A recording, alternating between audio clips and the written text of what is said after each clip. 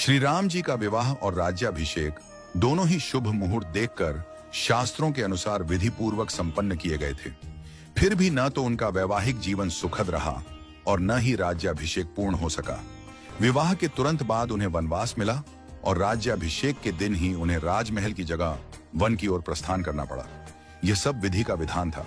जब इस दुखद परिस्थिति का कारण पूछा गया तो महर्षि वशिष्ठ जी ने कहा, सुनहु भरत, भावी प्रबल बिलखी कहे मुनिनाथ, हानि लाभ जीवन मरण यश अपयश विधि हाथ।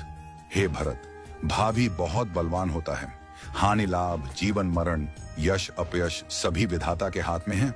मनुष्य चाहकर भी भाग्य को नहीं बदल सकता। श्री राम जो धर्म के मूर्तिमान स्वरूप हैं, जिनके जीवन का प्रत्येक क्षण मर्यादा और सत्य की मिसाल है, वे भी अपने भाग्य को नहीं टाल सके। उन्हें वनवास मिला, पत्नी सीता को खोना पड़ा और अंत में उन्होंने स्वयं सरयू में जल समाधि लेकर अपनी लीला का समापन किया। श्री कृष्ण जिन्हें योगेश्वर कहा गया, जिन्होंने गीता में कर्म ज्ञान और भक्ति का मार्ग बताया, वे भी अपने कुल के विनाश को नहीं रोक सके। उनके यादव वंश में आपसी कलह से एक दूसरे का संहार हुआ। महादेव शिव जो महामृत्युंजय के अधिष्ठाता हैं, वे भी अपनी प्रिया सती की मृत्यु को नहीं रोक सके। त्रिकालदर्शी होकर भी वे विधि के विधान को नहीं बदल सके। रामकृष्ण परमहंस जिन्हें दिव्य सिद्धियां प्राप्त थीं और जिन्होंने हजारों लोगों को ईश्वर का मार्ग दिखाया, वे भी कैंसर जैसी बीमारी को नहीं रोक सके। उन्होंने कहा था, यह शरीर नश्वर है, आत्मा ही अमर है। रावण जिसके पास अपार बल और ज्ञान था, जो शिव का भक्त था, वह भी अपने अहंकार के कारण नाश को नहीं टाल सका।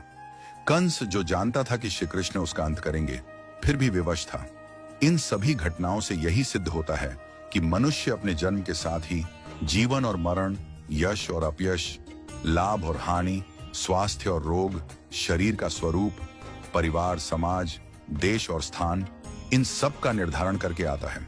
मनुष्य को यह भ्रम होता है कि वह सब कुछ नियंत्रित कर रहा है, लेकिन वास्तव में सब कुछ ईश्वर के संकेत से ही चलता है। इसीलिए साधक को चाहिए कि वह मन, वचन और कर्म से सहज, सरल और सदाचारी बना रहे, सदैव प्रभु का स्मरण करता रहे और अपने कर्तव्यों को श्रद्धा और निष्ठा से निभाए। मुहूर्त न जन्म के लिए तय होता है, न मृत्यु के लिए। जब जन्म और मृत्यु ही निश्चित नहीं होते, तो बाकी सब कुछ क्षणिक और अस्थायी है। केवल प्रभु का नाम ही शाश्वत सत्य है। इसलिए सदैव ईश्वरमय रहो और आत्मा को परमात्मा के निर्देशों में लीन कर दो। यही सच्चा जीवन है। नियति को स्वीकार करना और प्रभु में समर्पित रहना। हमेशा अपना कर्म करो और बाकी सब कुछ प्रभु के ऊपर छोड़ दो। वही सब करने वाले हैं। हम और आप तो बस कठपुतली हैं जो प्रभु की इच्छा से चल रहे हैं। तो जैसा प्रभु को चलाना है वैसे ही चलते रहो और जैसा प्रभु को करना उसको होने दो।